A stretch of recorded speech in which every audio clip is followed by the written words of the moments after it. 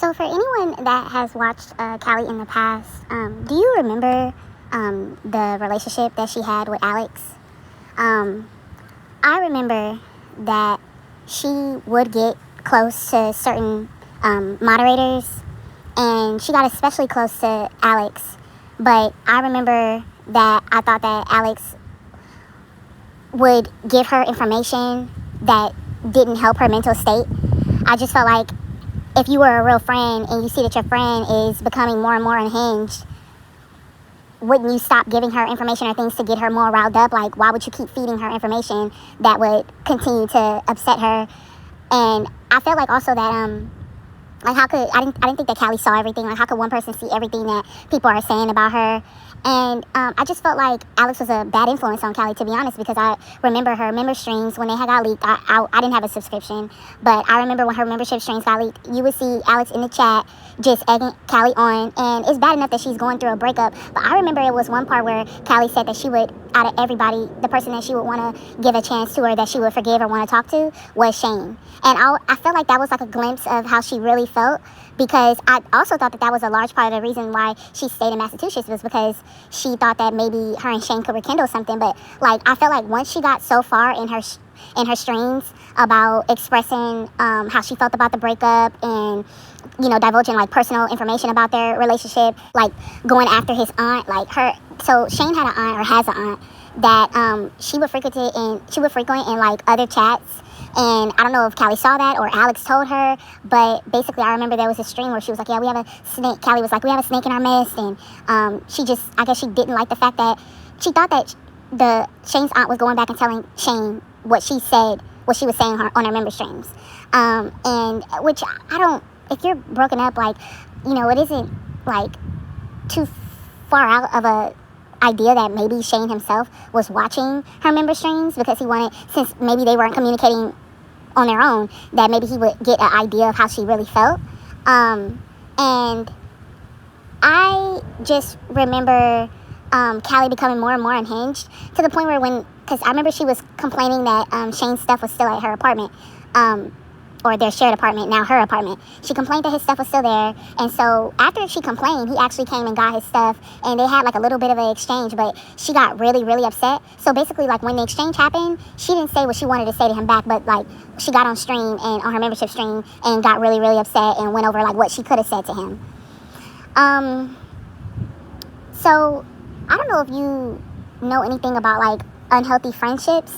I felt like back then Alex and Callie had a really, really unhealthy friendship. And I remember seeing on Twitter or X that Alex said, because after she moved back to Chicago, after she moved from Massachusetts and she moved back to Chicago, I remember her and Alex fell out. And I remember seeing a tweet from Alex saying that Callie got mad at her because she wouldn't give her any money. So Callie got mad at Alex because Alex wouldn't give Callie any money. And when you have that sort of dynamic, when you're paying for a friendship and or money is involved in the friendship, where you're giving money to another person for no reason, not for emergencies, but just because, the other person expects you to keep giving them money. Like, for you to stop changes the entire dynamic of your friendship. And so it's interesting because now Callie says, well, I'm taken care of by my man. So, of course, like, that opens up the relationship for Alex and Callie for it not to be about money, and for it to be about, because Callie says that Alex still to this day sends her stuff. And to me, like, I thought that Callie was unwell when she was in Mass. Her therapist actually said that she shouldn't stay out there. But Callie didn't listen. Like, Callie had a therapist, and I remember the therapist would watch her channel, and I think the therapist saw the downward spiral of what was going on with Callie. And supposedly Callie, where her shared apartment was with Shane, when Shane moved out, he wasn't that far from Callie. So, like, I feel like if Callie hadn't went to the internet about their breakup, that they had a really good chance of getting back together, or at least being on good terms. Because you could break up and they could be on good terms. It doesn't have to be nasty. But Callie decided to use it for content. Just like she used her situation with her baby daddy and the custody as content, which she doesn't want anyone to talk about, but she brought it to the platform. But for her, she feels like she's special, and, you know, she doesn't want anybody to talk about it, especially people that she was once cool with and are bigger creators. She definitely doesn't want them to talk about it. And what is there to talk about? If you're like, I remember watching her, some of the content when she was going to court for her child in the custody, and I remember she was saying, like, you know what, it's going to drag on, there's not really any updates, and this could kind of go on forever.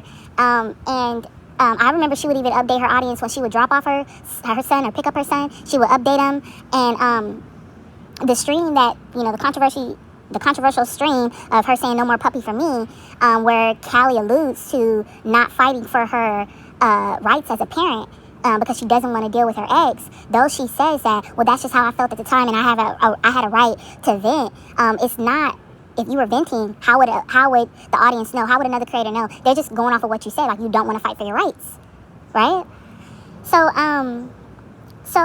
like it's kind of like deja vu to see Callie so unhinged now, and she is unhinged. Like, if everybody is a B and everybody is a hoe and everybody is on your jock and obsessed with you, or none of it is true. Like, people just really see you as, like, they see Callie as like an unwell person, and she's like, yeah, the crazy narrative. I'm like, okay, but you're not functioning like someone who is well. You getting mad at bigger creators mentioning what you put out there and then, like, going low with them about what you know about them when you guys were supposedly friends. That's why I say that I don't believe that any of them were really friends, because friendship has its ups and downs, but, Callie definitely isn't holding up her end by, like, threatening to talk about personal things with them. It's just, I don't believe that's ever a friendship. Like, that should never be weaponized. If what we talked about when we were cool is something that I know as a friend, then I'm not going to weaponize that because you slightly mention my custody battle. Like, that's not somebody that's well. And then you're getting, like, so upset. And she, like, tries to cover up what's going on with her mentally. She tries to cover that up by saying, oh, I'm playing a character, or, oh, I'm doing drama, and then when I shut down the laptop, or when I turn off the camera, I go back to my life. I don't buy that. I just don't buy that. I think that she truly is more than upset. She's enraged. And I do believe that if she had a therapist right now, it would serve her well, so she could work out that anger with the actual professional. So she believes that people still don't like Alex, which Alex has their own beef going on right now. But I think that the larger part of why people didn't like Alex back then was because they felt like she was a very bad influence on Callie. And she was, like, Alex saw, like, that Callie was unwell. And you're, like, revving up a person that's not well. Or someone that, like, Callie says that she has been diagnosed with PTSD ever since that situation that happened in Massachusetts with her ex. She's been diagnosed with PTSD. I don't know about that. Because when she did the crisis stream, she could have moved back home. And she could have used the eyes that were on her after her crisis stream to talk about Amberlynn, Chantel, or any other person that was going viral. She could have done that. And she could have still made the money on her channel because the eyes was on her and the memberships were up. She chose to go on and on about her ex. And I remember it got very dark when she kept going on and on about Shane. She actually became transphobic. She actually, like went against the LGBTQ plus community. But she started saying slurs about Shane. And Callie would like to believe that she doesn't remember that, or it wasn't like that, but that's exactly what it was. She got so upset. A lot of it was on Twitter, but she got really upset, and I think she got her Twitter like deactivated, or she got yeeted or something like that because of her language and the hatred she was spewing. Callie, because a lot of things are gone, like her old Twitter is gone, 98% of her channel is wiped. She likes to, like, rewrite history, but Callie became very, very dark after, or, like, I don't know if this was after she did her campaign about her ex, because there was a point, and I think this was before she moved back to Chicago, that she wrote all over the stuff that she bought from her crisis stream, the money that she got. She bought stuff, and then she destroyed it, and, like, took pictures. She was really unhinged at one point. A couple of points, actually. And so this is why I'm saying that, like, Alex, that was where the dislike for Alex came. Like, I didn't like her, I didn't know her enough to not like her, but I just didn't like how she would rev Callie up and agree with everything that she did. And a real friend pushes back, right? A real friend says, you know what? Let's just chill. A real friend gauges where you're at. You know what? Let me not send her this. oh, they talking about her right here. Oh, they doing it. Okay, let me not give this to her because she's already unwell. So she says today, like, oh, I love Alex. That's the same rhetoric, the same language she was using even back then. But how much do you love a person when you get mad at them because they didn't give you money? And how much do they love you back when they see that you're unwell and they're still sending you shit? Like, I don't get a friendship like this, like that. I don't get a dynamic like that. I don't understand it. And so,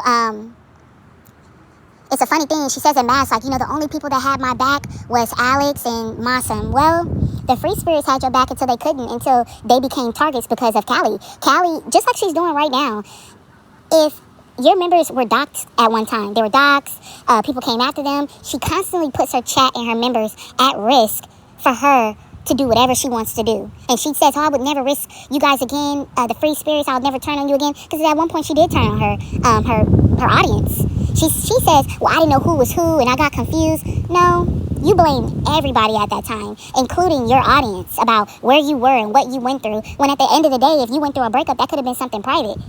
Maybe you come on there with a little bit of information, but you could have found different content. You made your life the content. And so to this day, like I said, she gets mad at larger creators that bring up her custody. Well, they didn't bring it up like they wanted to make content out of it. They were just like, they couldn't believe that she was going with this bad mom narrative, that she was playing into it.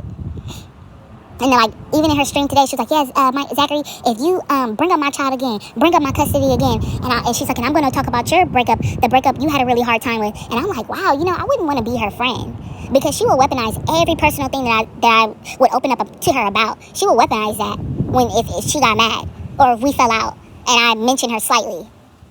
And then she's just downright disrespectful with Charlie. It's crazy, but I get that, like, basically from the back and forth that they've had, I get that they are not friends. Like, I hear that loud and clear.